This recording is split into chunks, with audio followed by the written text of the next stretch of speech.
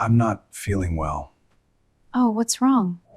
Evander Zareth doesn't drink and doesn't lose control, and he definitely doesn't show up at my door at 2 a.m. But when I opened it and saw my boss, the most impossible man in New York, leaning against the doorframe with eyes that looked like they'd carried the world alone, saying things I only heard in my most secret dreams, I knew everything was about to change, especially when he looked at my red silk pajamas and completely lost the composure he'd spent a year building in front of me. Welcome to my library. I'm Lena, and our story is just beginning. Chapter 1. The Controlled Collapse. I can't pretend anymore. My apartment was on the 4th floor of a vintage building in the West Village, a structure that held on to old New York charm while housing modern, chaotic lives. The space was small, but every inch breathed personality. Plants hung in the windows, capturing the morning light. Stacked books formed unstable towers in the corners, and an entire wall dedicated to colorful post-its displayed reminders ranging from urgent to absolutely random. That Tuesday morning, I was deep in sleep when the silence was shattered. Bam, bam, bam. The pounding on the door echoed through the apartment with an urgency that made my heart race before my mind had even fully processed waking up. I sat bolt upright in bed, blonde hair falling messily over my shoulders, pulse hammering in my ears. My eyes found the alarm clock on the nightstand, 2:13 a.m. Red numbers glowed in the darkness like a warning that nothing good happened at this hour. I ran my hand over my face, trying to shake off the fog of sleep while my brain worked at reduced speed to process the situation. Who pounds like that? I muttered to myself, voice hoarse with sleep and confusion. Is there a fire? Did the zombie apocalypse start?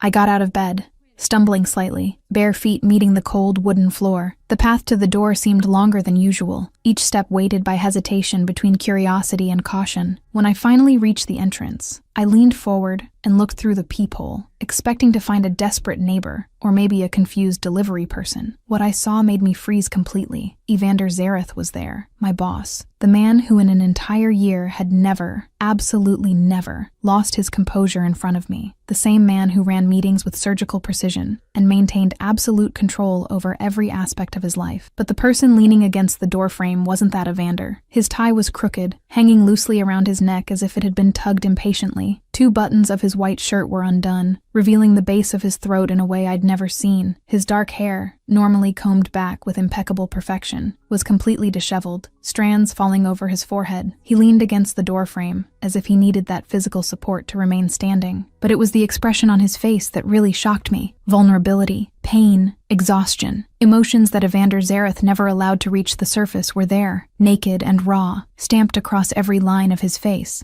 Evander. The name left my lips in a worried whisper, loaded with genuine alarm. Without thinking twice, I unlocked the door and opened it, completely forgetting any protocol or hesitation. With the door open, Evander raised his gaze. For the first time in a year of working together, I saw him completely disarmed. All the barriers he kept so carefully erected now reduced to rubble. But then his eyes traveled over me, from top to bottom, and something changed drastically in his expression. The vulnerability gave way to a different intensity, something more dangerous and infinitely more complex. Because I was standing there, in the doorway of my own home, wearing a set of red silk pajamas I'd never wear in public. The shorts barely covered my thighs. The thin strapped camisole followed the curves of my body in a way that should have been innocent, but definitely wasn't, not under that gaze. My blonde hair fell loose over my bare shoulders, and for the first time since we'd met, there was nothing professional between us, just the raw truth of 2 people in a dark hallway at 2 in the morning. Evander stood paralyzed, looking at me like a man who'd just seen something he shouldn't, but was completely incapable of looking away. His breathing became visible and heavy, and I could practically feel the tension emanating from him in waves. "Evander, are you okay?" The genuine concern in my voice cut through the fog of that strange moment. I took a step forward, completely forgetting about my clothes. "What happened? Why are you dressed like that?" His voice came out hoarse, rough in a way that made something contract in my stomach. I blinked, completely confused by the question when there were much more urgent concerns at play. "What?" Evander gestured vaguely in my direction, the movement clumsy and imprecise like someone who definitely wasn't in their normal state. "Like that. That way." I looked down at my own clothes and then back at him with an expression that clearly said,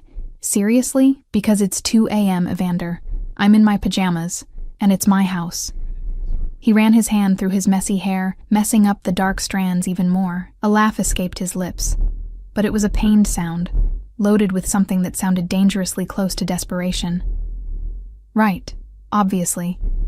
Because right now you need to look like this." destroying what's left of my sanity. My concern intensified instantly. I pulled him into the apartment firmly, closing the door behind us before some nosy neighbor decided to investigate the hallway drama. My hands found his shoulders, gripping tightly as I forced him to look directly at me. "Hey, look at me." My tone was firm but gentle, the same voice I used when he was stressed about some difficult negotiation. "Have you been drinking?" Evander finally met my gaze, and there was so much emotion concentrated in that look I almost stepped back. It was like looking directly at the sun, too intense, too hot, too dangerous. Whiskey. Whole bottle, alone in the office. Alarm went off in my mind like deafening sirens. In a year working alongside Evander Zareth, I'd never, not once, seen him drink beyond a glass of wine at business dinners. He had absolute control over himself, over every aspect of his life. Drinking an entire bottle of whiskey alone was so out of character it might as well have been a different person. "Evander, what happened?" The words came out fast, urgent. "Is everyone okay? Is Reese okay?" "Nona, nothing bad happened," he interrupted,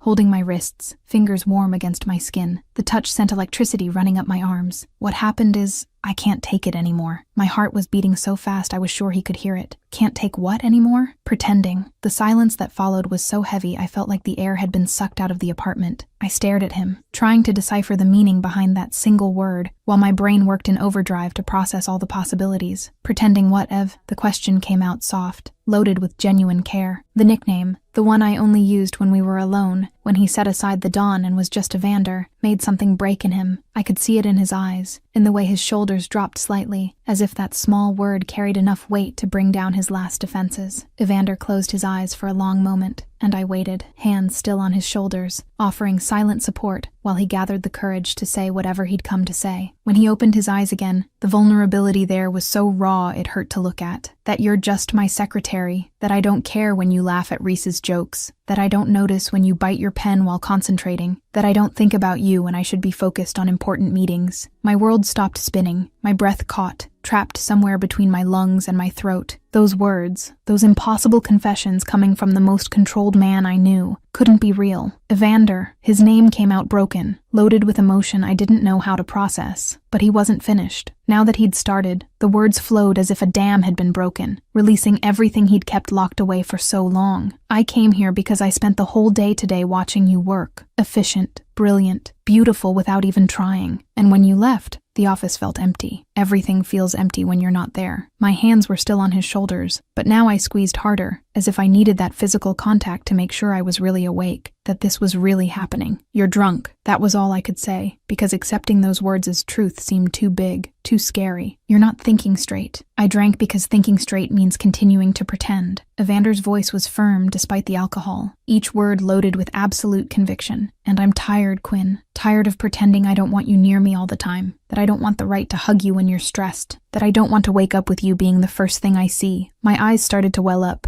because hearing this from him was everything I secretly wanted but never admitted, not even to myself. For a year I'd pushed those feelings down, locked them away somewhere deep, where they couldn't interfere with the professionalism we both maintained so carefully. "Why didn't you ever say anything?" The question came out in a trembling whisper. Evander let out a bitter laugh, humorless. "Because I'm your boss. Because this is inappropriate. Because you deserve someone normal, without the weight I carry." And there it was, the spark that ignited my defensive indignation. My sarcasm rose to the surface like armor against the vulnerability threatening to consume me. "And you decided what I deserve without asking me?" Evander looked at me surprised, clearly not expecting that tone. "Quinn, you spent a year deciding what's best for me by yourself?" I interrupted, stepping back slightly but maintaining eye contact. "Very generous, Mr. Zareth, but I'm perfectly capable of deciding what I want." Something lit up in his eyes. Hope, maybe, or fear of what I might say next. "And what do you want?" I took a deep breath, gathering all the courage I had. My heart beat wildly against my ribs, but I kept my gaze steady, refusing to look away. "I want to know if tomorrow, when you're sober, you'll still remember saying these things, or if you'll pretend it didn't happen and go back to being the impossible boss you've always been." Evander took a step forward, eliminating the space I'd created between us. Now we were dangerously close, close enough for me to feel the heat emanating from him, the smell of whiskey mixed with his signature cologne. I'll remember every word. The promise in his voice was absolute, unwavering, and I'll repeat all of them when I'm sober, if you'll let me. The tension in the air was so thick I could barely breathe. The apartment around us seemed to disappear, the world reducing to just that minimal space between our bodies, that moment suspended in time where everything could change. You need to go home. The words came out low but firm. I knew I was right, even though every part of me wanted to pull him closer. You need to go sleep, and then tomorrow we'll talk. For real. Sober. What if I don't want to go? The challenge in his voice was soft, but it was there. Evander. His name came out as both warning and plea. He raised his hand slowly, giving me all the time in the world to pull back if I wanted. When I didn't move, his fingers finally touched my face. Gentle, almost reverent, as if touching something precious that could break at any moment. I spent a year not touching you. The confession came out hoarse, loaded with all the weight of those months of restraint. A whole year. Let me have this. Just this. I closed my eyes at the touch, allowing myself just that moment of weakness. His thumb traced my cheek with a gentleness that contrasted completely with the intensity in his gaze. When I opened my eyes again, I found him looking at me with such intensity it physically hurt. A decision formed in my mind. It wasn't the safe decision, or necessarily the sensible one, but it was the right one. You're staying, on the couch, until you're sober enough to go home safely. Because if you leave now and something happens, I'll kill you. A tiny smile touched his lips, the first since he'd arrived. Always so worried about me. Someone has to be, I retorted, allowing a bit of humor back into the situation. You're terrible at taking care of yourself. Because I have you to do it. The simplicity of that statement, the way he said it like absolute truth, made my heart clench. I pushed him gently toward the couch, needing distance to think clearly. Sit. I'll get water,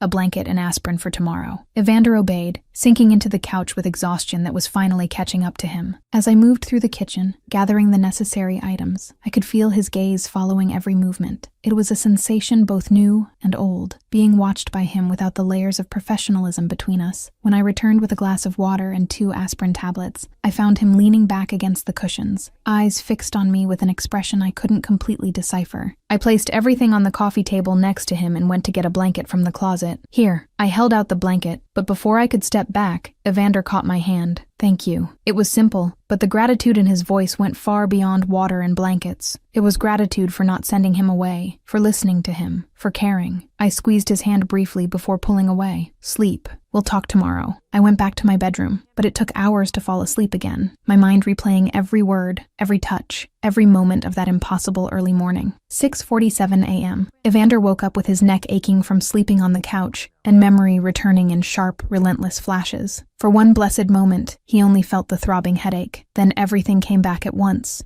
Oh no! He sat up quickly. Terrible mistake that made his head protest violently, and looked around Quinn's apartment. Empty. The bedroom was quiet, the door ajar showing a perfectly made bed. She'd already left. Evander ran his hand over his face, trying to process the disaster he'd possibly created the night before. But then his eyes fell on the kitchen island, and something inside him warmed. Fresh coffee still steaming in a thermos, 2 aspirin tablets next to a glass of water, and a hot pink post-it that practically screamed Quinn's personality. He stood up, ignoring the protest of every muscle, and went to the island. He picked up the note with fingers that trembled slightly. Good morning, Mr. Zareth. Went to work early. 7:30 meeting you, forgot to confirm. I confirmed it. Coffee's hot. Aspirin in the glass. We have a lot to talk about today. Don't disappear. Q. P.S. You're a disaster when you're drunk, but at least an honest disaster. Evander held the note, and for the first time in years, smiled for real. Not the controlled smile he used in meetings or the polite one he offered at social events. A genuine smile that reached his eyes and lifted something heavy in his chest. She hadn't sent him away. Not just that. She'd taken care of him, left coffee, and most importantly, wanted to talk. He grabbed his phone and typed a message, each word chosen carefully. I remember everything, and I still mean every word. Your office. 6 p.m. We need to talk. E. The response came in seconds, fast enough to make his heart race. 6 p.m. And you better be sober. Q. Evander couldn't contain another smile. When Reese entered the office later that morning, he found a scene that made him stop completely in the doorway. His brother, Evander Zareth, the most serious and controlled Don who'd ever commanded the Familia, was sitting at his desk, smiling at his phone. Smiling. For real. You're smiling, Reese declared, closing the door behind him. Who died? No one, Evander responded without looking away from the screen. Reese approached, eyes scanning his brother's wrinkled clothes with growing amusement. You slept in your clothes, away from home. Evander Zareth, you— Shut up, Reese. But the smile didn't disappear, and Reese knew his brother well enough to put the pieces together. His eyes widened with sudden understanding. It's Quinn. It wasn't a question. You finally told Quinn? Evander didn't respond, but he didn't deny it either. He just kept smiling at his phone, where a new message had just arrived. And— Take a shower. You look like you got hit by a truck. Reese watched his brother type a response, still smiling, and knew everything had changed. After a year of watching Evander torture himself with unrequited feelings, or at least undeclared ones, finally something had happened. And from the smile on his brother's face, it had been something good. Quinn was sitting in her office, trying desperately to focus on the presentation open on her laptop, but her mind kept going back to the night before, to every word Evander said, to his touch on her face, to the promise to talk when he was sober. Her phone buzzed. Message from Sable. You're acting weird. What happened? Quinn looked at the screen for a long moment before starting to type. He showed up drunk at my door at 2 a.m. and said things. The response was instant. What things? Quinn took a deep breath before responding. That he thinks about me, that he wants to stop pretending, that I make everything less empty. And what did you do? Made him sleep on my couch, and we have a talk scheduled for today at 6 p.m. There was a pause before the next message arrived. Quinn Thorne, you're in love with him. Quinn looked at the message, at that simple and direct statement Sable made without hesitation, and for the first time, she didn't deny it. Not to herself, not anymore, because it was true. She was in love with Evander Zareth, and in a few hours, she'd have to face that truth face to face with him. But when 6 p.m. arrived and she walked into his office, Quinn didn't expect to find him like this. Sober, determined, and with words that would change absolutely everything between them. Chapter 2, Truths and Decisions. I still mean everything.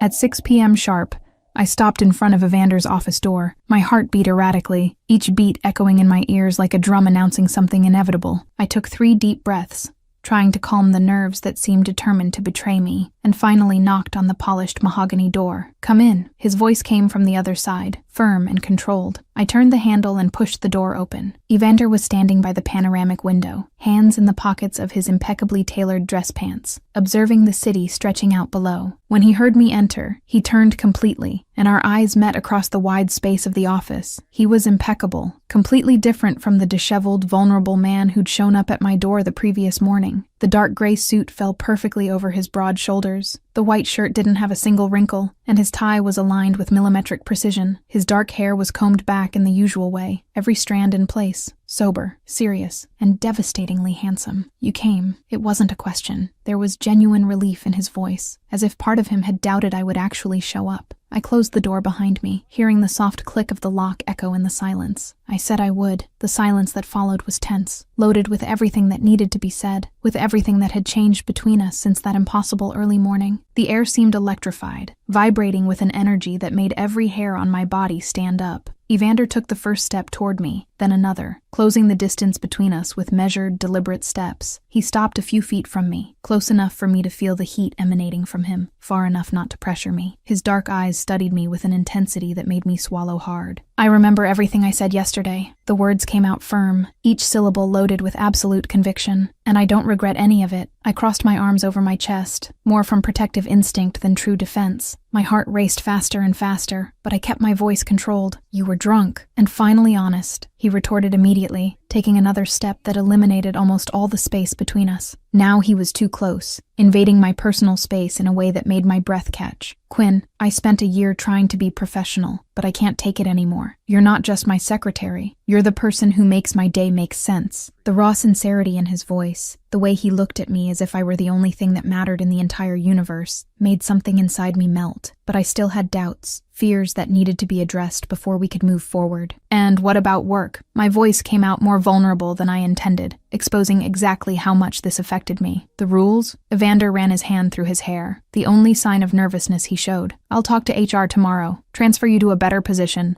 No direct reporting. because I'm not going to put you in a complicated situation, but I'm also not going to pretend I don't want you anymore. He'd already thought of everything. He'd already planned every detail of how to make this possible without compromising my career or reputation. It was so characteristic of him, always 3 steps ahead, always taking care of every angle, always protecting the people he loved, even before declaring that love. I took a deep breath, gathering all the courage I had to say what needed to be said. Me too. I can't pretend anymore either, but I need to know, is this real? It's not just attraction? Because if it's just that, I couldn't finish the sentence. Evander pulled me close to him in a quick, decisive movement, his hands holding my arms firmly but without hurting. We were so close I could feel each of his breaths, the heat of his body against mine, the smell of his cologne mixed with something that was uniquely Evander. Quinn Thorne, I'm in love with you. The confession came out like a promise, like a vow, like an absolute truth that admitted no questioning. Completely, ridiculously, and if you give me a chance, I'll prove it every day. And then I did what I'd wanted to do for an entire year. I leaned forward, eliminated the minimal distance that still existed between us, and kissed him. The entire world disappeared the moment our lips touched. A year of unresolved tension, of stolen glances that lasted a second longer than they should, of accidental touches that sent electricity down my spine. Everything exploded in that absolutely perfect kiss. His hands moved up to my face, holding me with a gentleness that contrasted completely with the intensity of the kiss. I allowed myself to melt against him, my own hands finding the fabric of his shirt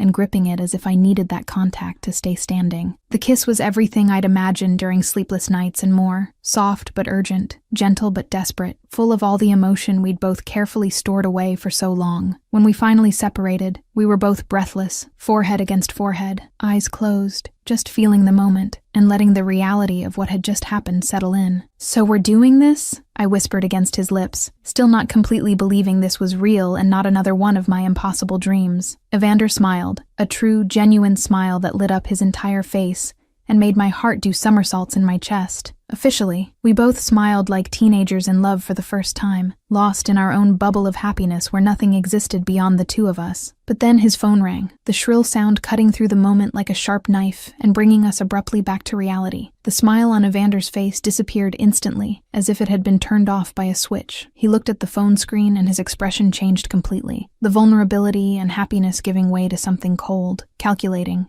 and vaguely dangerous. It was like watching a mask slide over his face, transforming him into a completely different person right before my eyes. "Dorian," he said simply before answering, his voice already changing to a tone I'd never heard from him before. "Talk." I stepped back instinctively, giving him space, but I couldn't help observing the transformation happening. His voice became icy, authoritative, loaded with a weight and power that made the hairs on the back of my neck stand up. It was as if the Evander I knew had been completely replaced by something much more dangerous. "Urgent meeting." Evander repeated the words of whoever was on the other end of the line, voice completely devoid of emotion. "Rossetti want territory. Tomorrow, noon, port." His tone was purely professional now, but there was something more there, something dark and relentless hidden beneath the surface. He asked quick, precise questions in a language I couldn't completely understand, using terms that sounded vaguely threatening even without full context. When he finally hung up a few minutes later, the dawn was fully present. There was no trace of the man who had just kissed me as if I were his heir,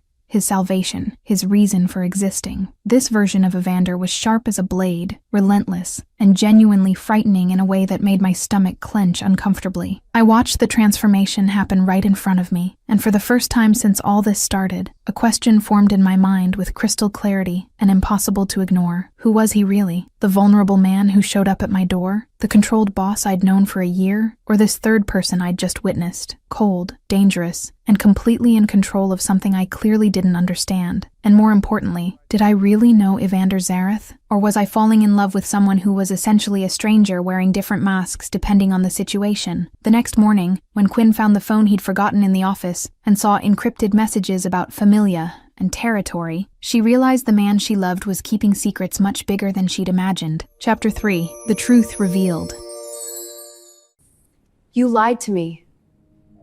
The next morning, when I found the phone he'd forgotten in the office and saw encrypted messages about familia and territory, I realized the man I loved was keeping secrets much bigger than I'd imagined. I was organizing some documents on Evander's desk when I noticed the device left beside the computer. The phone vibrated repeatedly, the screen lighting up with notifications accumulating in an alarming sequence. I picked up the device to put it away safely, but the words that appeared on the locked screen made my blood run cold. Familia needs decision on Southern Territory. Port protection confirmed. 3 men. Shipment arrived. Weapons verified. My heart raced. Familia. Territory. Weapons. These weren't words from legitimate business. With trembling hands, I called Sable. I need you to investigate something for me. I spoke quickly when she answered. About Evander. There was a pause. Are you sure? Because if I dig, I'll find everything. And you might not like it. I looked at the messages that kept coming. I'm sure. I need the truth. Give me until Sunday night. The next 2 days were torture. Evander noticed something was different, but when he asked, I lied and said I was just tired. Guilt ate away at me, but the need to know the truth was greater. Sunday night. Sable's email arrived. Subject, you need to see this. Now. The file I opened completely destroyed my world. Evander Zareth wasn't a CEO of investments. He was the Don of the Zareth Famiglia, Italian Mafia that had operated in New York for 3 generations. The investments were a front. The truth was organized crime. Photos of him in meetings with known mobsters. Documents about territory division, money laundering records, protection rackets. It was all there, meticulously compiled by Sable, proving that the man I loved had lied since day one. I spent the night awake, crying, trying to process the betrayal. When the sun rose, I was still on the couch, eyes swollen, heart in pieces. Monday morning, he called. I ignored it. He called again. I ignored it. The messages started coming. Good morning, beautiful. I dreamed about you. Is everything okay? Call me. I'm worried, Quinn. Each message was a knife to the heart because they sounded genuine. But how could I trust now? How could I believe any word when everything had been a lie? At 9:30 at night, heavy knocking on the door. Him. My entire body froze. I wasn't ready. Quinn, please. I know you're there. I just need to know you're okay. The concern in his voice broke me. I stood up on trembling legs and opened the door. He was disheveled, tie loose, hair messy, expression of genuine concern. Thank God. You weren't answering, I thought. Come in. I cut him off, voice cold. Evander entered slowly. I pointed to the laptop open on the table, showing a photo of him with known criminals. What do you really do? I saw when he understood. His eyes went to the laptop,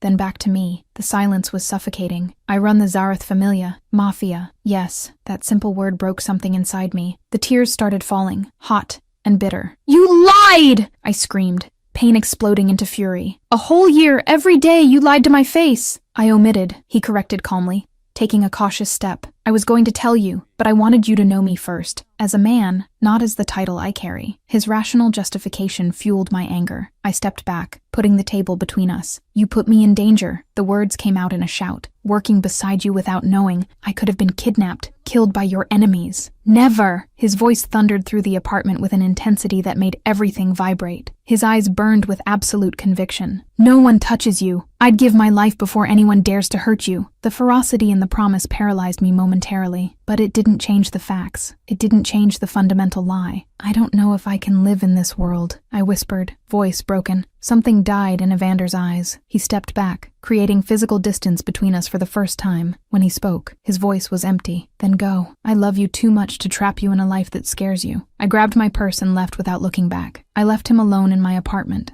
left my heart in pieces on the floor. 3 days later, Reese showed up at my office Monday morning. Without his usual smile, he closed the door and sat down without invitation. Can we talk? He asked seriously. It's to tell you a story. You decide what to do after. I looked at him, seeing the resemblance to Evander. If this is to convince me, no. It's so you know the complete truth. For a long moment, he just watched me, deciding where to start. Evander was 24 when our father was murdered. The statement shocked me. It was an execution, a rival who wanted our operation. They killed him in front of the whole family. Nonna, me, my sister. We saw everything. My breath caught. I didn't know. Evander didn't want this. He wanted to be an architect. He'd been accepted to Columbia, had plans, dreams. Reese looked out the window with a distant expression. But when Dad died, the Familia needed a leader, and he was the oldest. He didn't have to accept. I argued weakly. He did. Reese looked at me directly, because if he hadn't accepted, the Familia would have entered civil war. Rivals would have attacked. And all of us, Nonna,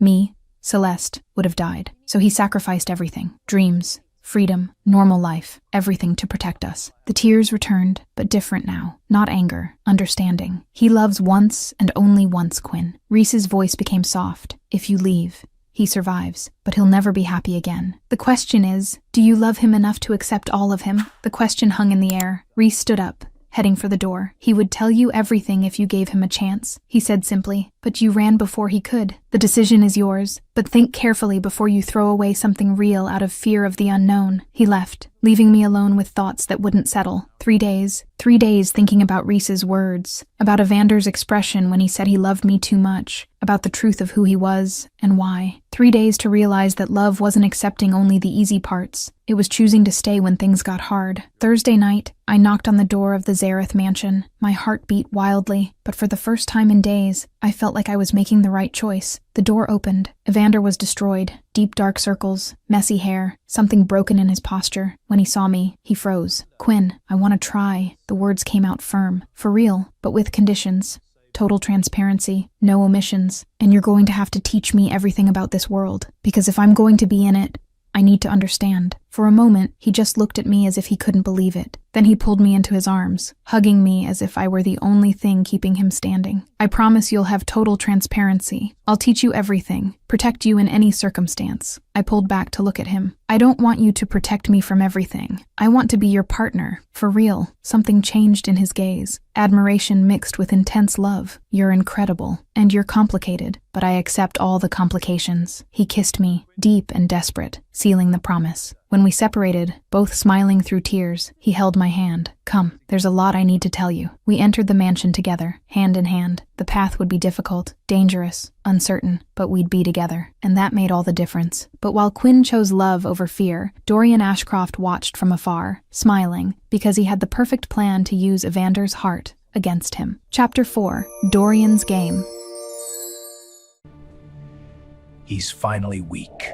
Dorian Ashcroft watched from his office on the 10th floor, fingers drumming methodically on the mahogany desk as he analyzed the photos spread out before him. Each image captured moments between Evander and Quinn, entering the Zareth mansion together, leaving restaurants hand in hand, sharing stolen kisses in parking lots they thought were empty. A cruel smile curved his lips as he connected the dots with surgical precision. Evander Zareth, the most relentless and controlled Don New York had seen in decades, finally had a weakness. And that weakness had a name, a face, and a predictable routine: Quinn Thorne. For years, Dorian had waited patiently for an opportunity to take control of the Familia. He was the trusted advisor, the man who knew all the secrets, all the operations, all the contacts. But Evander had always been untouchable. No vices to exploit, no weaknesses to manipulate, nothing that could be used as leverage to remove him from power. Until now. Dorian picked up the phone and dialed a familiar number. When they answered on the other end, he spoke in a calm, controlled voice that perfectly hid the excitement he felt. "I need a service. Nothing violent, just persuasive. I want a certain young woman to feel very unsafe over the next few days." On Tuesday afternoon, Quinn was leaving the office when she noticed the car, a black sedan with dark windows parked across the street, engine running. It wouldn't be anything unusual. Cars parked on that street all the time, if not for the fact that the same vehicle had been there when she arrived that morning. She shook her head, trying to push away the paranoia that was starting to seep into her thoughts. She was just being dramatic, seeing threats where none existed. Evander had promised protection, and she trusted him. She walked to her own car, unlocked the doors, and got in. The black sedan followed her. At first, Quinn tried to rationalize. Maybe they were going in the same direction by coincidence. But when she turned left instead of going straight like she always did, the sedan turned too. When she accelerated, nervousness growing, the car maintained the same distance. Not close enough to be obviously threatening, not far enough to be ignored. Her heart raced, hands gripping the steering wheel with force that made her knuckles turn white. She grabbed her phone with a trembling hand and called Evander. He answered on the second ring. "Quinn, everything okay? There's a car following me." The words came out fast, loaded with genuine fear she was trying to control. "Black sedan.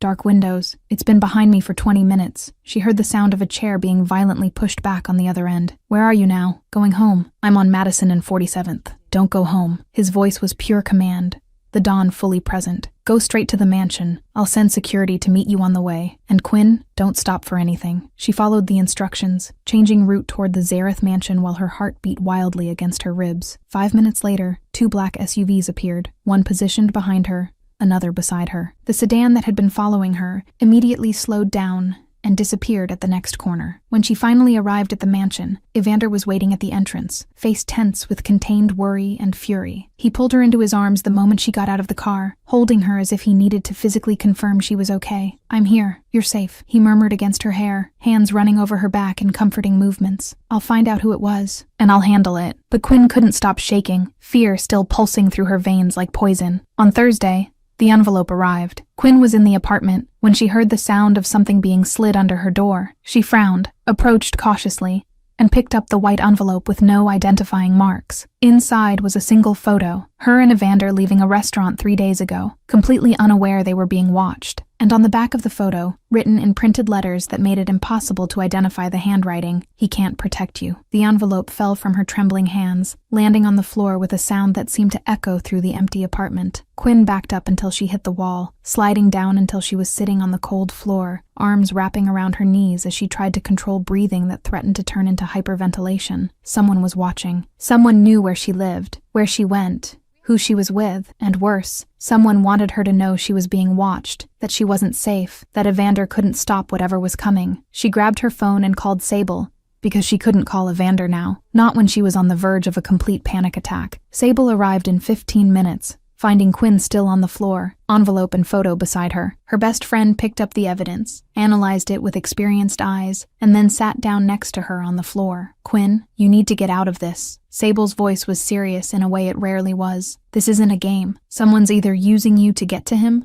or threatening you to push you away from him. Either way, it's too dangerous." "I know," Quinn whispered, tears starting to fall. "I know, Sable, but I love him, and he loves you." Sable gripped her friend's hand firmly. "But love isn't worth your life. It's not worth living in constant fear, looking over your shoulder, wondering when the next threat will appear." Sable's words echoed in her mind all night. Quinn didn't sleep, just lay staring at the bedroom ceiling, thinking about all the times she'd felt fear since getting involved with Evander, the car following her, the envelope, the encrypted messages about territory and weapons, the constant reality that he lived in a world where people died for power. She loved Evander, loved him with an intensity that physically hurt, but would it be enough? Would love be enough to live with this paralyzing terror every day for the rest of her life? On Friday night, Quinn asked to meet at his apartment. Evander opened the door with a smile that disappeared immediately when he saw the expression on her face.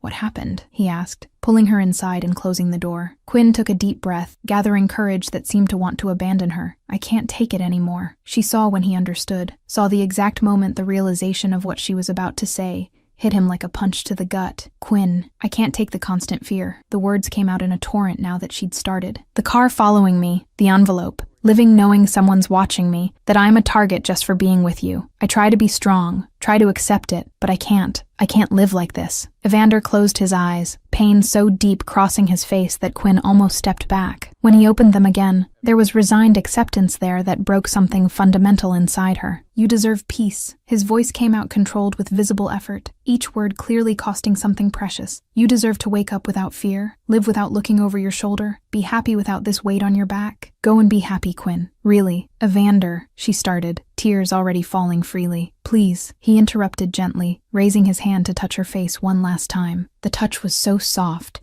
so full of love and goodbye that Quinn felt like her heart was being ripped from her chest. "Don't make this harder. Let me have the illusion that I made the right choice letting you go." Quinn nodded because she didn't trust her voice to form coherent words. Then she turned and left the apartment, tears falling so fast she could barely see the way. She took the stairs instead of waiting for the elevator, needing the physical movement to keep from completely falling apart. When she finally reached the car, she allowed herself to cry for real. Deep sobs that shook her entire body as she held the steering wheel and faced the devastating reality that she'd just let go of the man she loved because she was too afraid to stay. On Saturday morning, Quinn was on the apartment couch, still in pajamas, staring at a cup of cold coffee she'd forgotten to drink. She hadn't slept, hadn't eaten, just existed in a state of numbness that was preferable to the sharp pain that threatened to consume her if she allowed herself to feel completely. Firm knocking on the door pulled her from the torpor. She stood up mechanically, expecting maybe Sable checking if she was still alive. But when she opened the door, she found Celestina Zareth, Nonna, standing in the hallway with straight posture and penetrating eyes that seemed to see right through her. "May I come in, dear? Or are you going to leave me here in the hallway?" The voice had a heavy Italian accent and a tone that clearly didn't accept refusal. Quinn stepped back automatically, allowing the familiar matriarch to enter. Nonna walked to the couch with practiced grace, sat down, and gestured for Quinn to sit as well. "You think I wasn't afraid when I married Evander's grandfather?" Nonna began without preamble, eyes fixed on Quinn's with unwavering intensity. "I was 19. He was a young Don, dangerous, violent when necessary, with enemies who literally wanted to see him dead and buried. I spent entire nights awake, terrified of every strange sound, every shadow at the window." Quinn sat down slowly, unable to look away. "But you know what I learned in those 60 years of marriage?" Nonna continued, voice becoming softer but no less firm. "Zareth men die before they let anything happen to who they love. It's not dramatic or exaggerated. It's literal. It's genetic. It's who they are at the most fundamental level of their souls. Evander would give every drop of blood in his body, every beat of his heart, before allowing a single hair on your head to be touched. But the fear," Quinn began,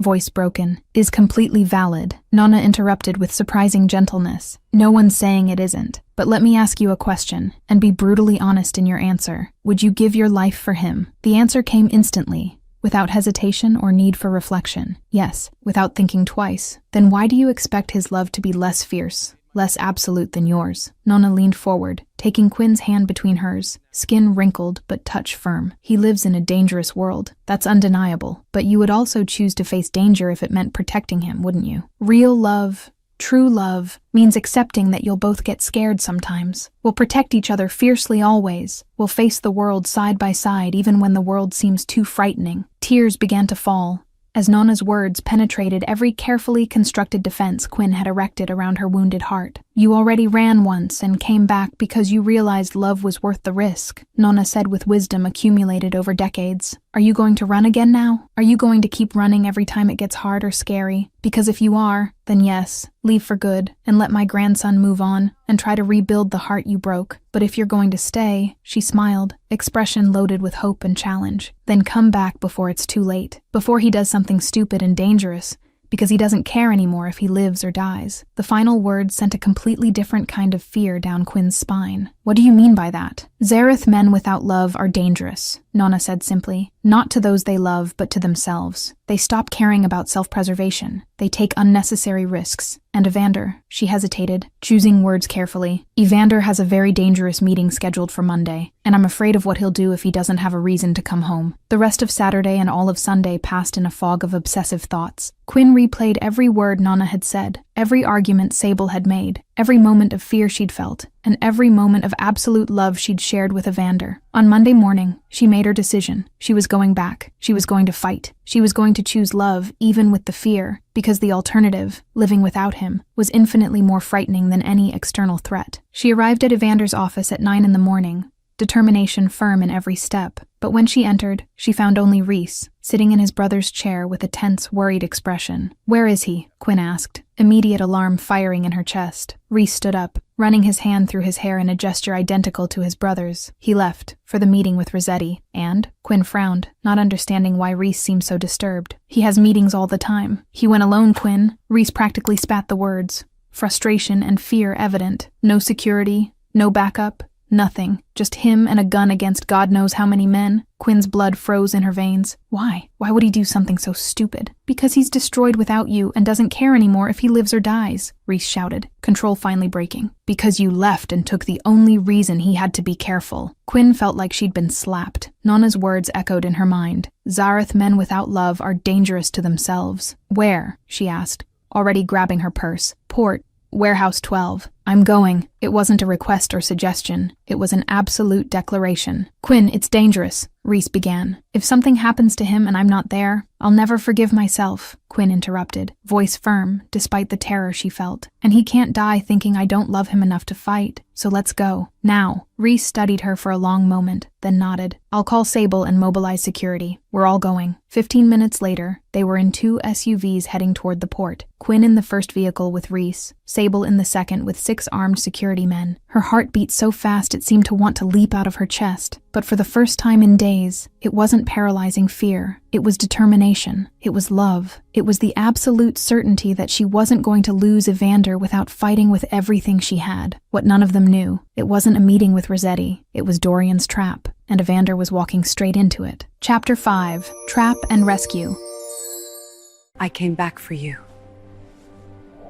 Warehouse 12 was in an isolated area of the port, surrounded by rusted shipping containers and abandoned cranes that cast long, threatening shadows under the midday sun. Evander arrived at 11:50 a.m., exactly on schedule, driving alone in his black car. The silence of the place was disturbing. No dock workers, no sound of machinery, just the wind whistling between the metal structures. He got out of the vehicle with controlled movements, hand resting instinctively on the gun hidden under his jacket. His trained eyes swept the area, looking for signs of ambush, for anything out of place. The warehouse in front of him was large and deteriorated, corrugated metal doors closed, windows covered by years of accumulated grime. Something was wrong.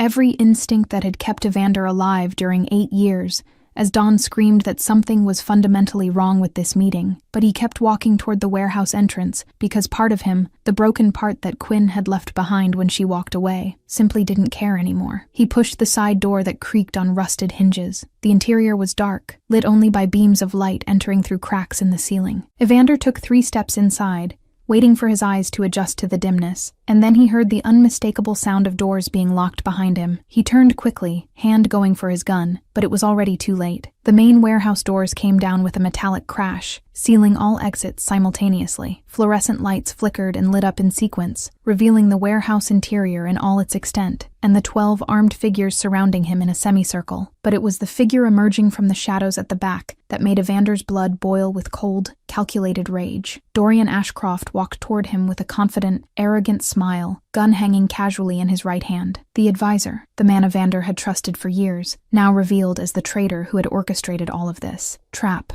Evander said calmly, voice devoid of surprise because on some level he already knew. You, me, Dorian confirmed, stopping a few yards away with an expression of absolute satisfaction. You're weak, Evander.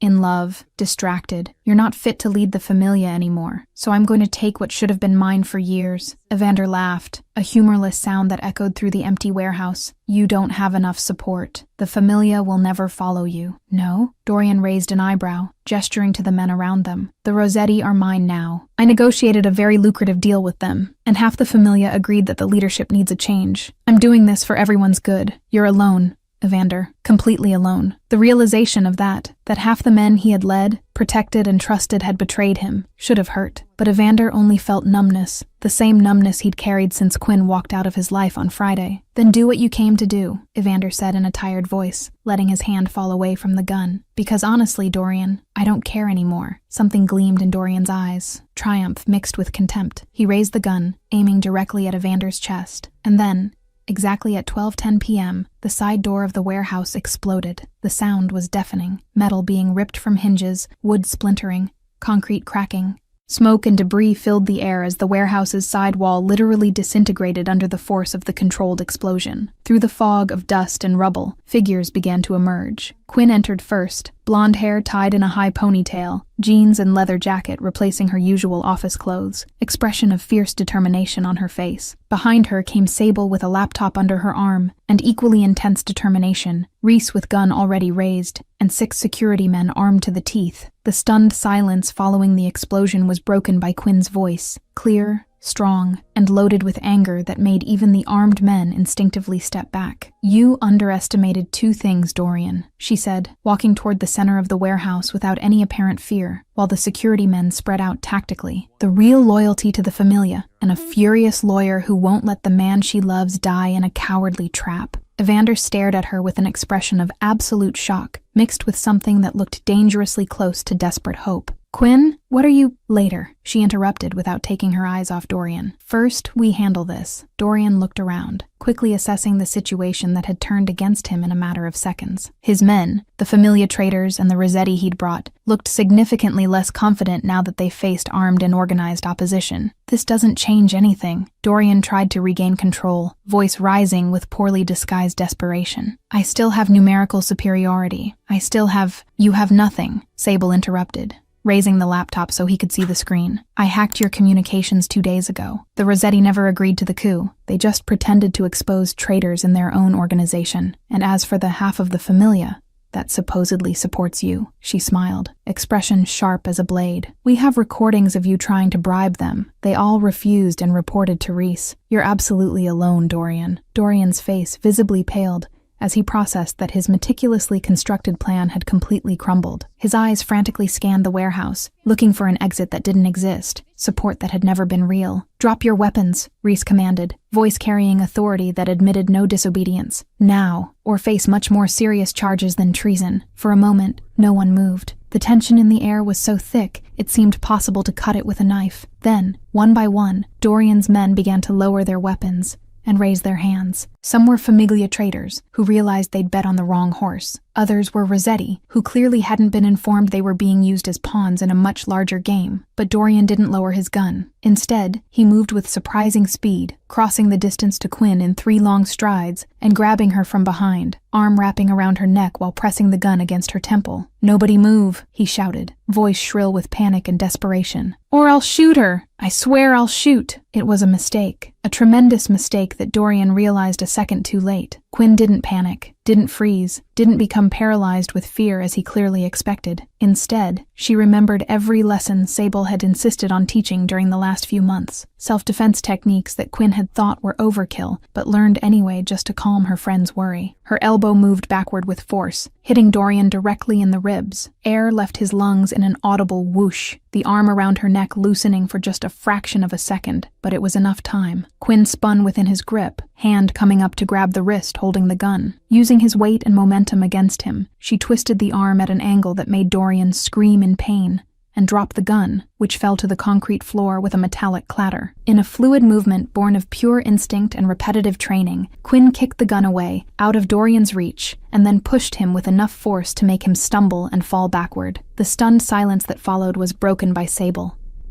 "I told you the classes were worth it." But no one was paying attention to her because Evander had moved. In 2 steps, he was beside the fallen Dorian, gun drawn and pointed directly at the traitor's head.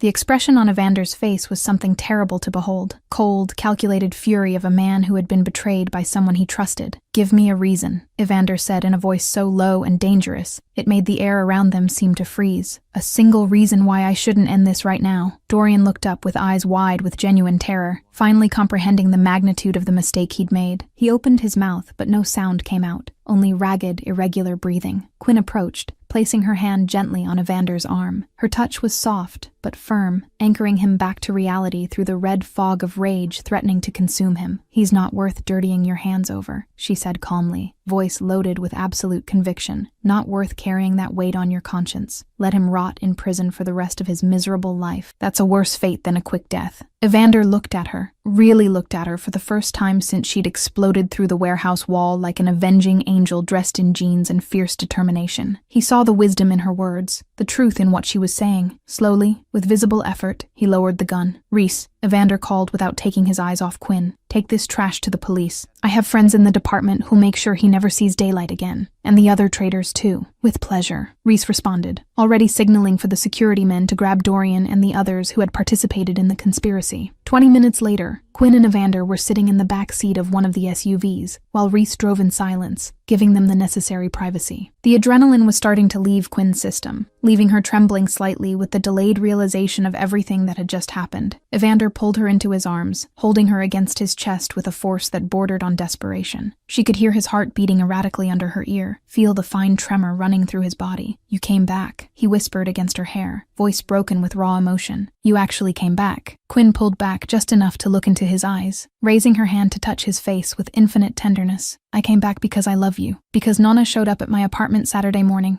and asked me the right question, the only question that really mattered." "What question?" Evander asked, though he could see the answer already beginning to form in her eyes. "Would I give my life for you?" Quinn said simply, letting all the truth, all the love, all the absolute conviction shine through her words. "And the answer, Evander Zareth, is yes," without hesitating for even a second, without thinking twice, without regrets. Evander kissed her then, not the gentle, controlled kiss from before, but the desperate, necessary kiss of a man who had looked at death and seen salvation arrive in the form of the woman he loved. He kissed her as if she were air and he was drowning, as if she were light and he'd been lost in darkness. When they finally separated, both breathing heavily, Evander pressed his forehead against hers with closed eyes. "I'll never put you in danger again," he promised in a voice loaded with fierce conviction. "I'll never let anything threaten you again. No," Quinn interrupted gently but firmly. "Don't promise that, Evander, because you can't control everything, can't predict every threat. Can't keep me in a safe bubble for the rest of my life. He opened his eyes, confusion clear in his gaze. Promise something else, Quinn continued, holding his face between her hands. Promise we face everything together, that you don't protect me from everything, but let me be by your side facing whatever comes. Promise we're real partners, in everything, in love, in danger, in decisions, in absolutely everything. Evander studied her for a long moment. Then something changed in his expression. Acceptance mixed with admiration and love so deep it took her breath away. I promise, he said solemnly, as if making a sacred vow. We're partners, in everything, always. Quinn smiled through the tears that began to fall, and kissed him again, more gentle this time, but no less intense. It was a kiss of promise, of new beginnings, of a future they would face side by side. In the driver's seat, Reese smiled while pretending to focus completely on the road, giving them the illusion of privacy while his heart warmed to see his brother finally happy. 1 week later, with Dorian in prison and the familia stabilized, the time came for Quinn to officially meet the Zareth family and prove she deserved the place at the Don's side. Chapter 6. The Matriarch's Test. She is worthy. The Zareth mansion was lit up like a Renaissance palace that Saturday night, each window glowing with golden light that spilled across the meticulously maintained gardens. Quinn stopped at the entrance, looking at the imposing structure of stone and glass, and felt her stomach tie into a tight knot of nervousness. Breathe, Evander said beside her, taking her hand and intertwining their fingers with comforting gentleness.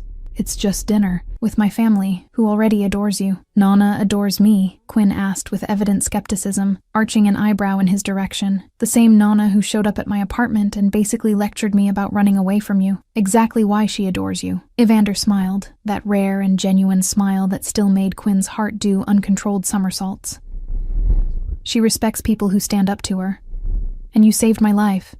That counts for a lot. Before Quinn could respond, the front door opened, revealing Reese with a wide, mischievous smile that immediately put her on alert. Ah, the heroine has arrived. Come in, Quinn. Prepare yourself for the most intimidating Italian inquisition of your life. You're not helping, Evander muttered, pushing his brother aside while guiding Quinn inside. The mansion's interior was even more impressive than the exterior. High ceilings adorned with elaborate frescoes, a marble staircase that curved majestically to the second floor, crystal chandeliers casting rainbows of light across every polished surface. But Quinn barely had time to appreciate the decor before being led through wide hallways to the formal dining room. The table was absurdly long, covered with an immaculate white linen tablecloth and decorated with floral arrangements that probably cost more than Quinn's monthly apartment rent. Places were set with fine porcelain that looked antique and certainly irreplaceable, crystal glasses that reflected candlelight from silver candelabras, and silverware that gleamed with recent polishing. And there, at the head of the table like a queen presiding over her kingdom, sat Celestina Zareth. Nana was dressed with timeless elegance, a dark green silk dress that complemented her perfectly arranged white hair, a triple strand of pearls around her neck, and penetrating dark eyes that followed Quinn from the moment she entered the room. Good evening, Nana, Evander greeted respectfully, kissing his grandmother's cheek before guiding Quinn to the seat beside him, which coincidentally was directly in Nana's line of sight. Evander. Quinn. Nana nodded graciously, but her eyes remained fixed on Quinn with an intensity that made the young woman feel like a specimen under a microscope.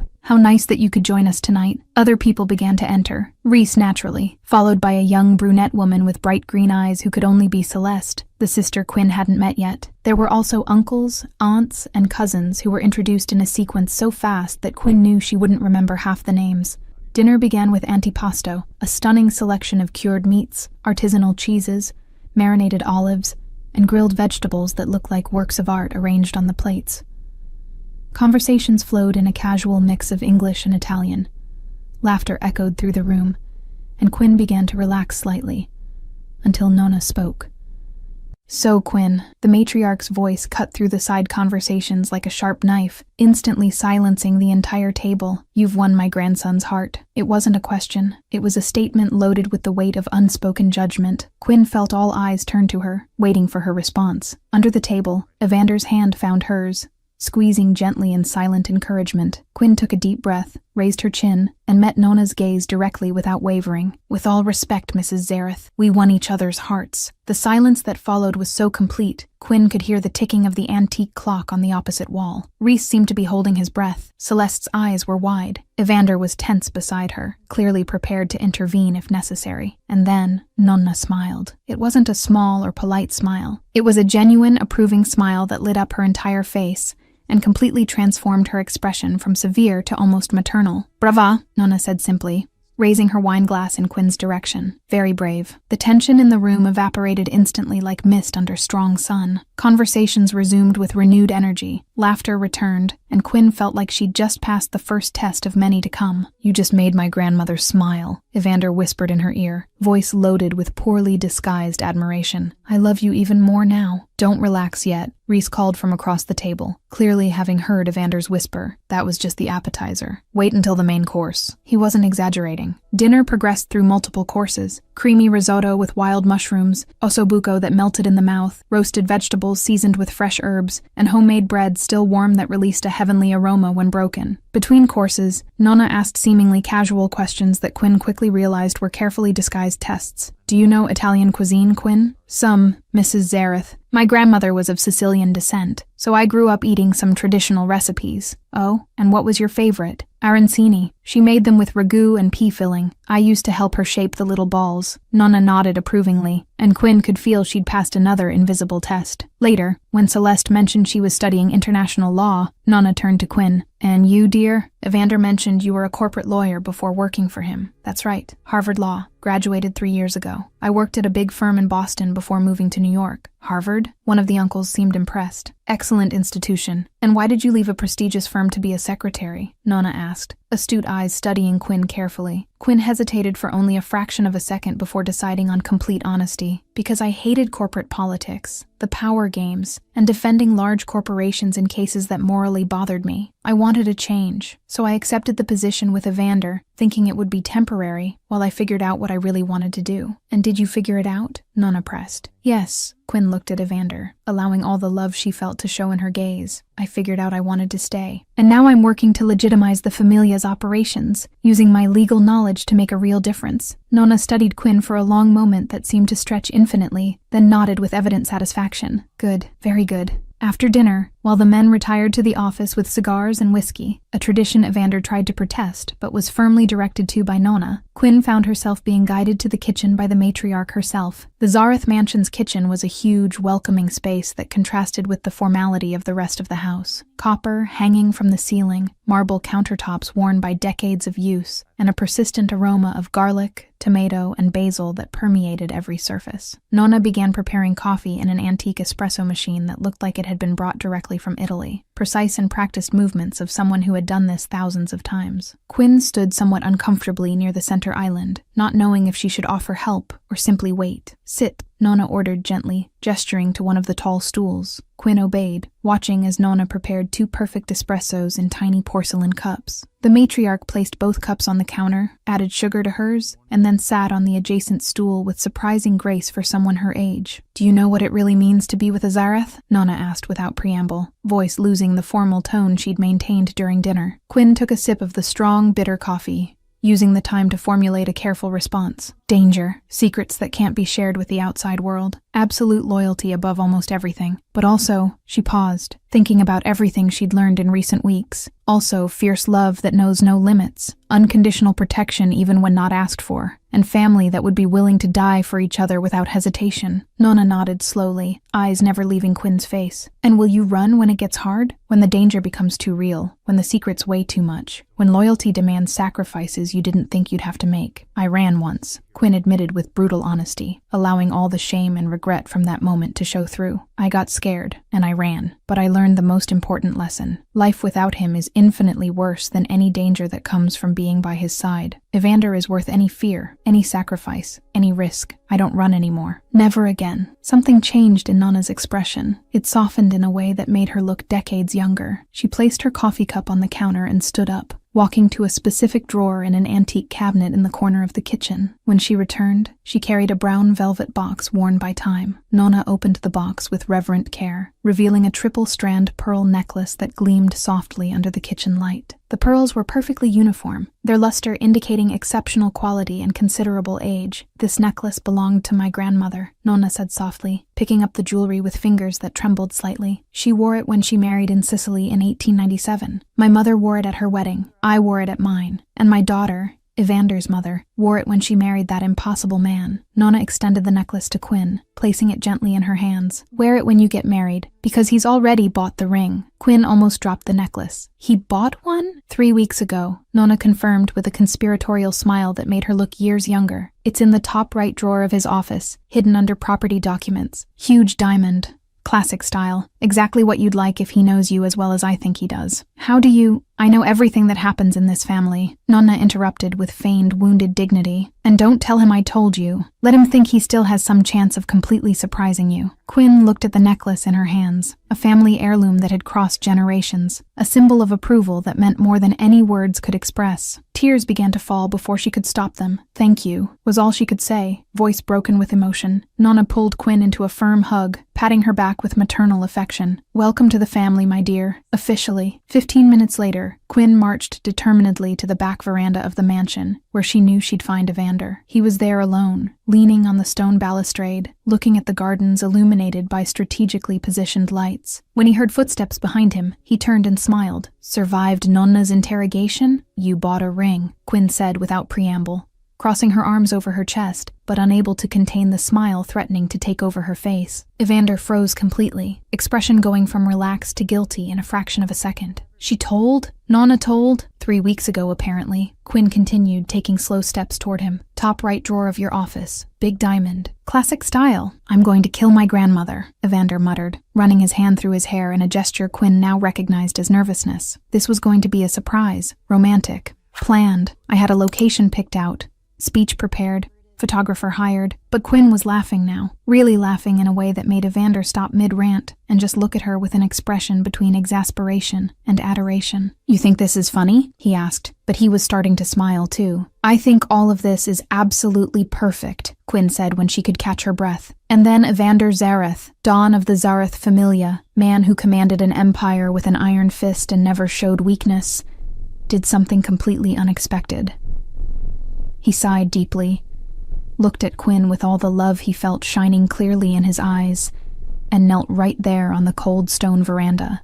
"It was going to be romantic and meticulously planned," he began, voice loaded with mixed humor and emotion. "But apparently my conspiring grandmother completely destroyed that plan. So, Quinn Thorne, love of my life, woman who saved my life literally and figuratively, partner in absolutely everything. Will you marry me?" Quinn was crying before she even fully processed the question, tears of pure joy streaming down her face as she looked at the man kneeling before her. "Yes," the word came out in a happy sob. "Yes, yes, 1,000 times yes." Evander rose in a fluid movement, pulling her into his arms and spinning her in the air while she laughed and cried simultaneously. When he finally put her back on the ground, he kissed her with tenderness and promise of a future they would face together. And then, from inside the mansion, came the unmistakable sound of applause and celebration. Quinn and Evander separated, turning to discover that apparently the entire family had gathered at the windows and doors leading to the veranda, watching everything with wide smiles and shining eyes. "I won the bet!" Reese shouted triumphantly, jumping with his fist in the air. "Pay up, you losers!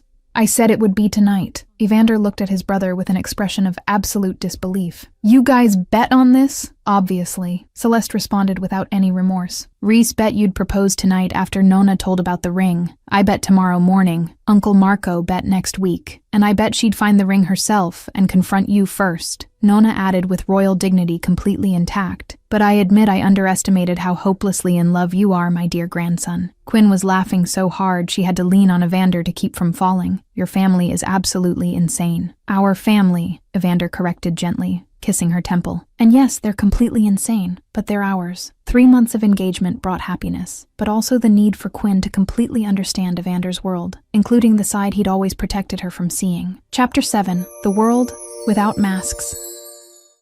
Test me again. Quinn was sitting in front of the bedroom mirror, finishing applying dark red lipstick, when Evander appeared in the doorway with an expression she was starting to recognize, the one that meant he was about to say something she wasn't necessarily going to like. So, he began, leaning against the doorframe with studied casualness that was completely fake. "Remember when you said you wanted to be my partner in everything?" Quinn spun in the chair, arching an eyebrow in his direction. "That was literally 3 days ago, Evander. My memory still works perfectly." "Great, because I have a meeting this afternoon with the DeLuca familia." He paused, measuring her reaction. "And I want you to come with me, okay?" Quinn frowned, not seeing what the problem was. "Why are you acting like you just asked me to jump out of a plane without a parachute?" "Because the DeLucas are rivals. They want territory expansion that goes against our interests. And this meeting," he hesitated, choosing words carefully, "is going to be very different from the business meetings you used to do in corporate offices with gourmet coffee and cookies." Quinn stood up, walking over to him and smoothing his tie with firm hands. "Evander Zareth, I've faced corporate lawyers who would make sharks look friendly. I literally invaded a warehouse under crossfire to save your life. I think I can handle a tense meeting." "It's not just tension." Evander held her hands,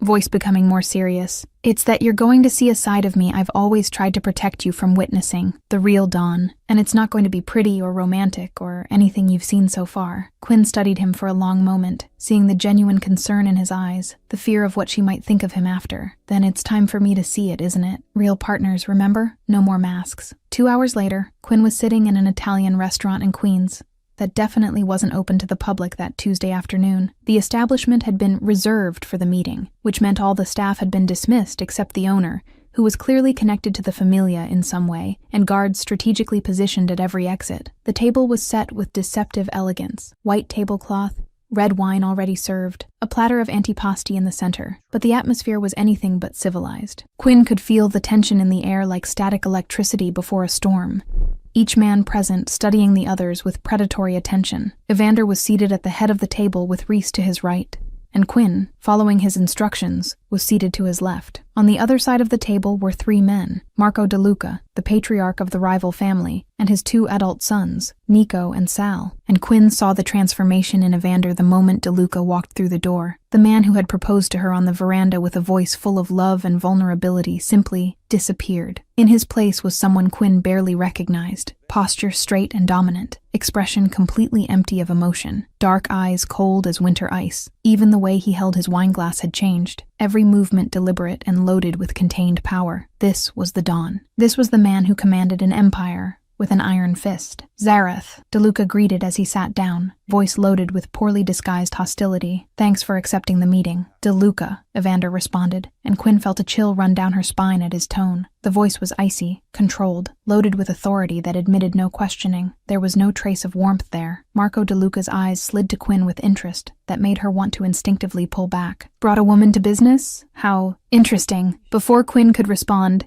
Evander spoke in a voice that could freeze fire. "My fiancé, and she stays." The way he said it, not asking permission, not explaining, just declaring it as immutable fact, made something in Quinn's stomach tighten. It wasn't exactly fear, but definitely recognition that she was witnessing a version of Evander operating on a completely different level. DeLuca smiled, but there was no humor whatsoever in the expression. "Ah, fiancé. Congratulations. Although I must say, Evander, you're getting soft. First, the soft heart for a civilian, now bringing her to business meetings. Next thing we know, you'll be serving tea and cookies instead of running the familia." The silence that followed was so heavy, Quinn felt like the air had been sucked from the room. Evander didn't move, didn't change expression, but something in his eyes became absolutely lethal. When he spoke, his voice was low and dangerous in a way that made even Reese tense beside him. "Test that theory. Please, see what happens." It wasn't a threat, it was a promise. And from the way DeLuca pulled back slightly in his chair, he understood perfectly. "Let's get to business," Marco DeLuca said quickly, clearing his throat and trying to regain composure. "We want access to the port, specifically warehouses 8 through 15. "No." Evander's answer was immediate and final. "Not negotiable?" DeLuca pressed,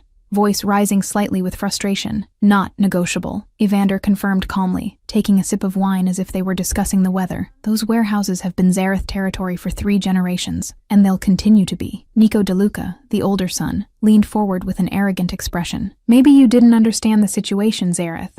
We're not asking. We're informing you that we're going to expand operations, with or without your cooperation." Reese laughed, a humorless sound that had a touch of clear threat. Seriously? You're making threats here? Now? How brave. It's not a threat, Marco DeLuca said in a tight voice. It's business reality. If you don't cooperate, there will be problems. And it was at that moment that Quinn saw something truly frightening. Evander leaned forward slowly, resting his elbows on the table, fingers interlaced with a calm that completely contrasted with the deadly intensity in his eyes. When he spoke, his voice was so low Quinn had to strain to hear.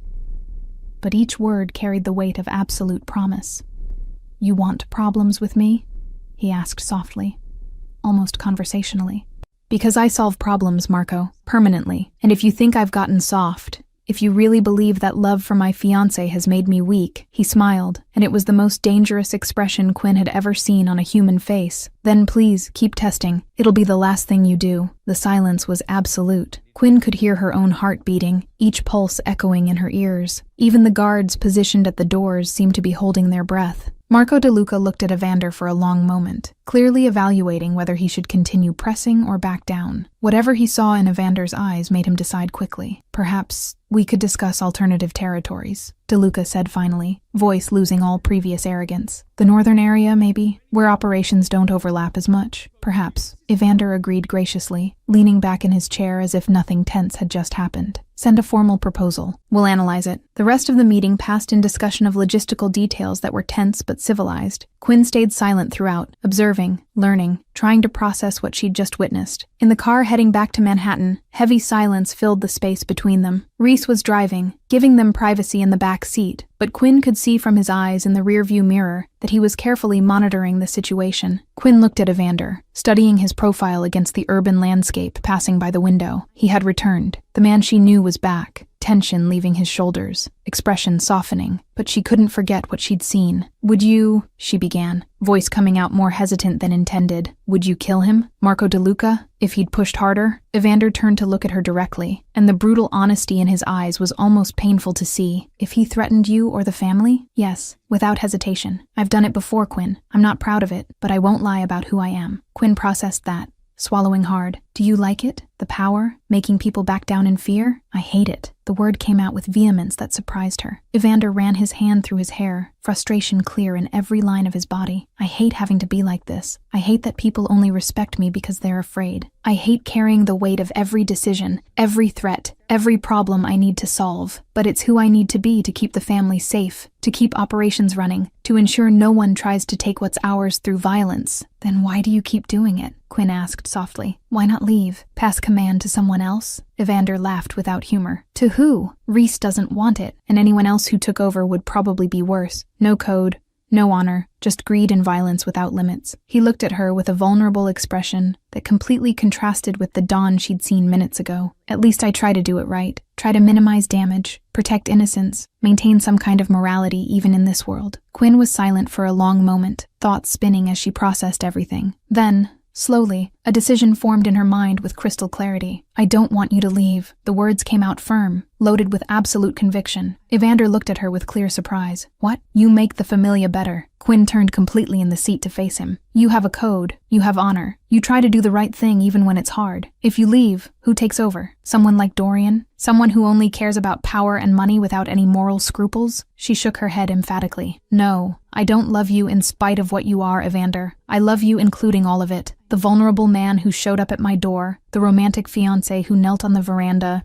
and, yes, the intimidating Dawn who protects what's his with absolute ferocity." Evander stared at her as if seeing something precious and completely unexpected. "But," Quinn continued, taking his hand between hers, "let me be part of this for real, as a partner. I'm a lawyer, remember? I can help legitimize operations, create legitimate corporate structures, find ways to do everything you do but within the law. It could take years, but we can transform this into something that doesn't force you to be this Dawn you hate being." For a long moment, Evander just looked at her with an expression of admiration, so intense, Quinn felt heat rise to her face. "You're absolutely incredible," he finally said, pulling her into his arms and kissing her with a mixture of gratitude, relief, and deep love. "How did I get so lucky to find you?" "Technically I found you," Quinn murmured against his lips with a smile. "You were drunk and making bad decisions at 2 in the morning. Best bad decision of my life," Evander agreed.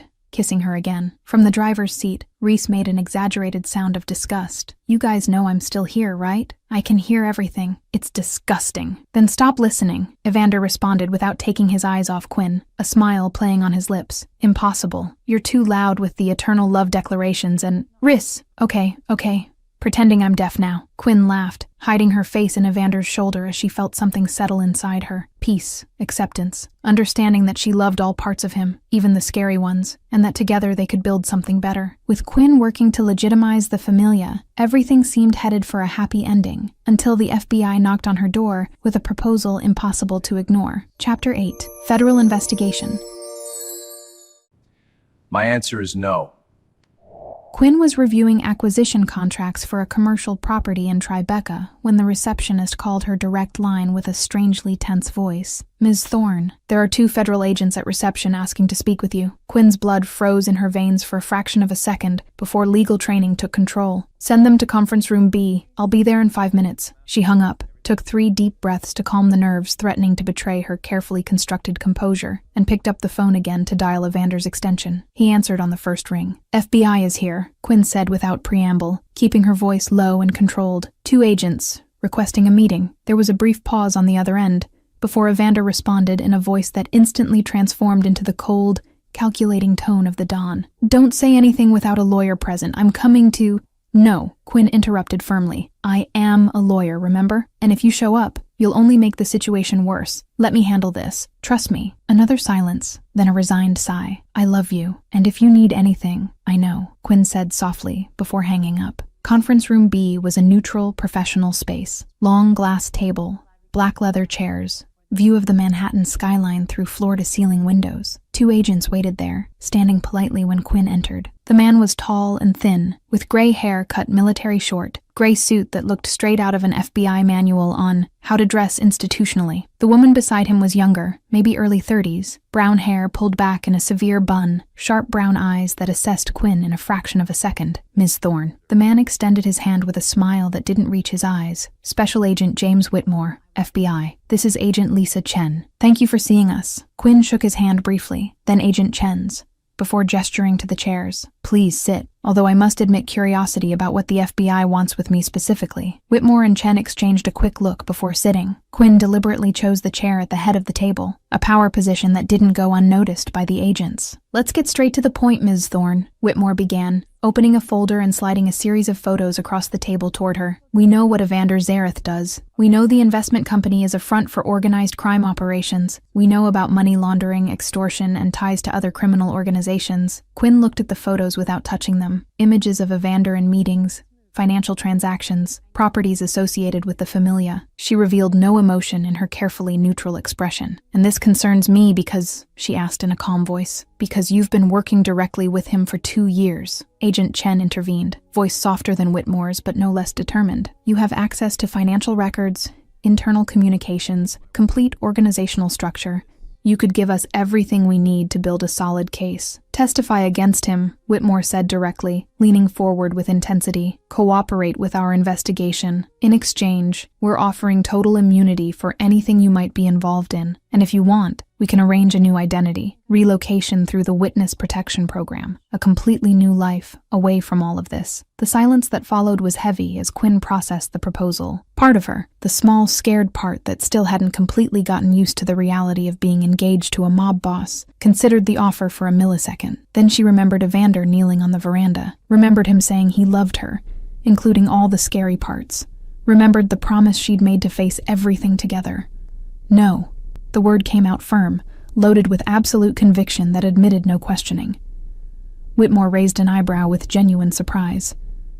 No, just no, Quinn repeated, maintaining direct eye contact. I won't testify against Evander Zareth. I won't cooperate with the investigation. I don't accept immunity or a new identity. My answer is no in every possible way. Agent Chen leaned forward with an expression that mixed frustration and something that seemed almost like concern. Ms. Thorne, do you understand what you're doing? You're going to throw away your entire legal career, your freedom potentially, all for a criminal? And it was that word, criminal, that ignited a spark of genuine anger in Quinn's chest. He's not a criminal, Quinn said in a low voice but loaded with steel. And before you start with your list of alleged crimes, Let me clarify something. I'm a Harvard-educated lawyer. I know the law probably better than both of you combined, and I guarantee that any case you try to build will fall apart in court because you don't have enough solid evidence, just assumptions, circumstantial connections, and photos that prove absolutely nothing. Whitmore leaned back in his chair, reassessing Quinn with narrowed eyes. You're protecting him. I am. Quinn didn't deny it. And I'll continue protecting him. So if you don't have anything more than a proposal I've already refused, I suggest you leave my office before I call lawyers, who will make you look incompetent for harassing a citizen who hasn't committed any crime. The agents looked at each other again, silent communication passing between them. Finally, Whitmore stood up, grabbing the folder with a sharp movement. This was your chance, Ms. Thorne, he said in a voice loaded with warning. When everything falls apart,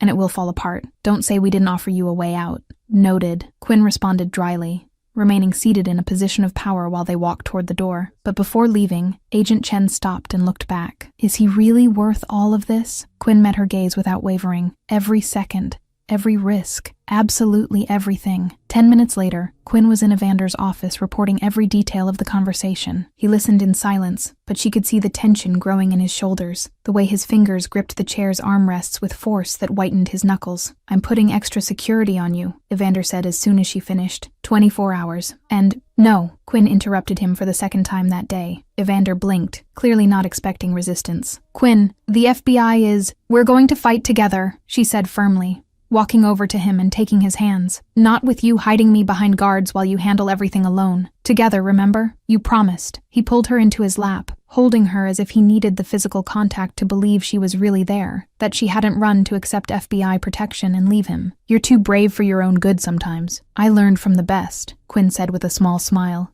kissing him gently. Now let's get to work, because I know exactly how to build a legal defense that will make the FBI give up. In the following days, Quinn worked like a woman possessed. She meticulously separated each familia operation into categories: legitimate, questionable, and definitely illegal. The legitimate ones received additional impeccable documentation, transparent corporate structures, detailed records proving total compliance with laws. The questionable ones were restructured or shut down completely, and the illegal ones, well, those were isolated so that no evidence could directly connect to the familia's command. She created layers upon layers of legal protection, subsidiaries that protected main assets, documents that could withstand any judicial scrutiny. It was exhausting work that required obsessive attention to detail, but Quinn attacked it with fierce determination. Reese watched with poorly disguised admiration. She's scary when she focuses like that. She's perfect, Evander corrected, watching Quinn through the glass of her office, where she was surrounded by piles of documents, and 3 laptops open simultaneously. The following week, the FBI tried a new approach. They went after Sable. Quinn answered a frantic call from her friend at 11 p.m. on Thursday. They showed up at my apartment, talking about hacking,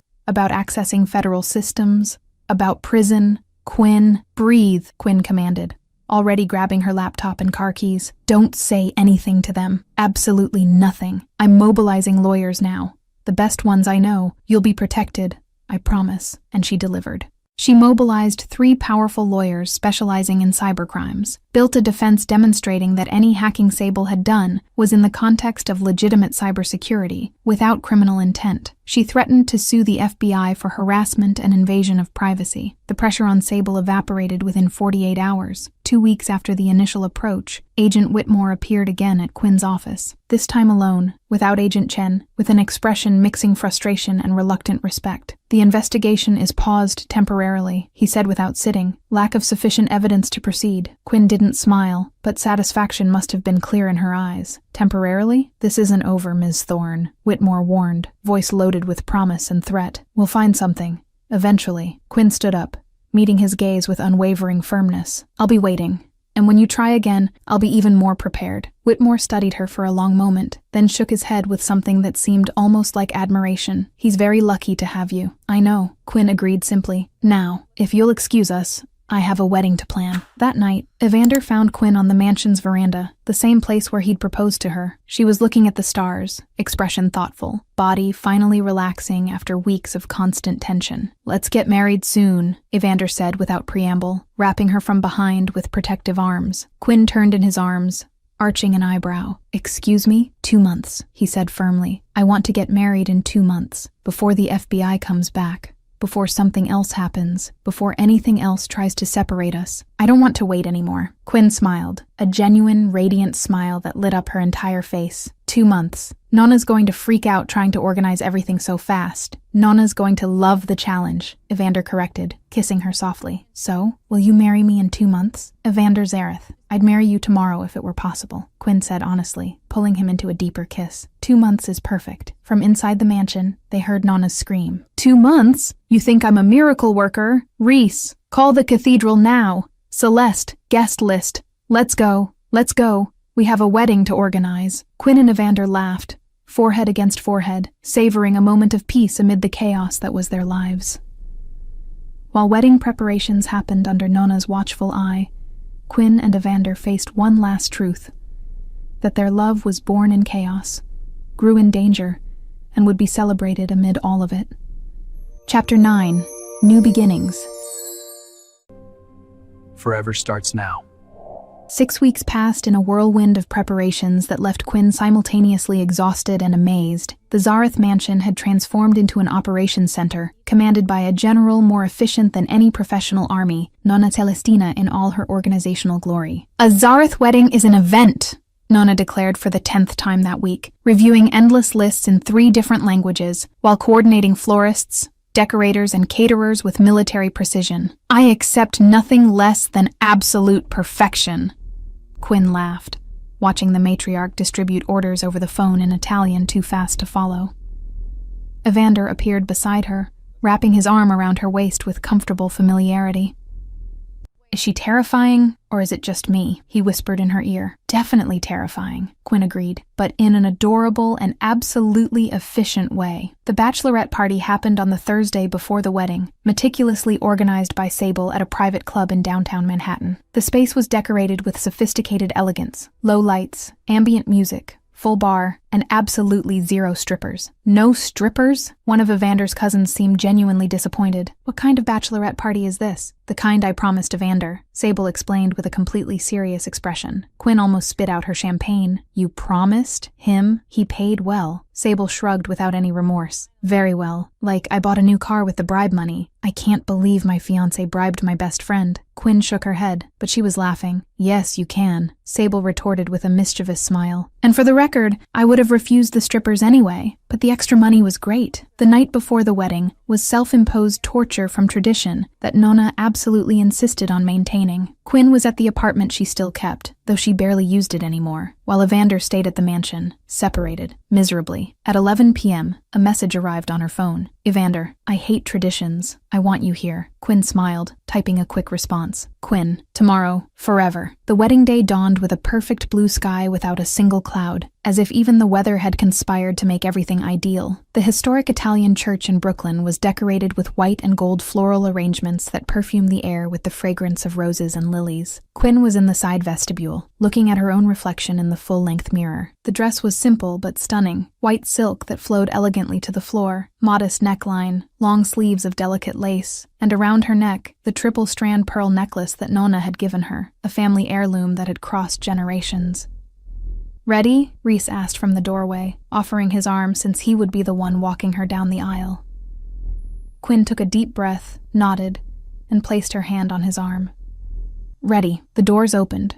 Music began, and Quinn took the first step toward the rest of her life. Evander was waiting at the altar, impeccable in a black suit that seemed to have been made specifically for that moment. Reese was beside him as best man, and when Quinn began walking down the aisle, she saw tears begin to fall down Evander's face. You're crying, Reese whispered with a tone of pure delight. Shut up, Evander murmured back, but he didn't take his eyes off Quinn for a single second. When she finally reached the altar and stood facing him, Evander took her hands with fingers that trembled slightly. Hi, he whispered. Hi, Quinn whispered back, smiling through her own tears. The vows came too fast and not fast enough simultaneously. I, Quinn Thorne, she began, voice firm despite the emotion, promise to love you in all the chaos, in all the danger, and in all the uncertainty, because you, Evander Zareth, are my certainty, my anchor, my home. Evander squeezed her hands, wiping away tears with a quick movement before beginning his own vows. I, Evander Zareth, promise to always protect you, honor you in every decision,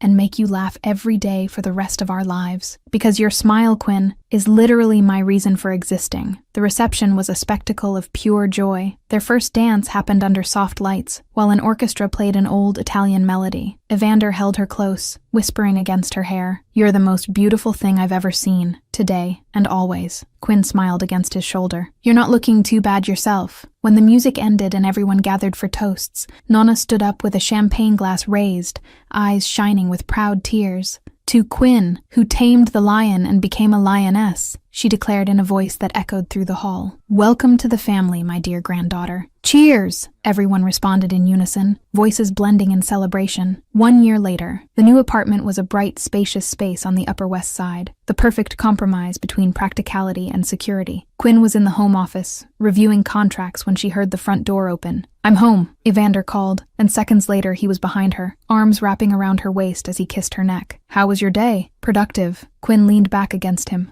smiling. "Closed 3 more legal contracts today. The Familia is 60% legitimate now. You're literally a miracle," Evander murmured with genuine admiration. "My personal miracle." Quinn spun in the chair to face him, heart beating fast with nervousness and excitement. "I have news." Evander studied her, reading her expression with ease, born of deep intimacy. "Good or bad?" "Depends," Quinn said, allowing a smile to touch her lips. "Do you want to be a father?" Time stopped. Evander froze completely, eyes wide, mouth slightly open. "What?" "Pregnant. 8 weeks," Quinn confirmed, watching every micro-expression cross his face. Then he lifted her from the chair in a sudden movement, spinning her in the air while laughing with pure, absolute joy. "I love you so much. So much." Later that night, they were on the couch, Quinn leaning against Evander's chest, his hand resting protectively on her still flat belly. "Will our child have your stubbornness?" Quinn asked in a playful tone. "Or your devastating sarcasm?" Evander retorted, kissing the top of her head. "Poor kid," Quinn murmured. "Doesn't have a chance of being normal." Evander laughed, the sound rumbling through his chest against her back. "But they'll be very, very loved. Like me," Quinn said softly. "More than anything in the world," Evander promised with absolute conviction. Quinn was silent for a moment, just appreciating the peace,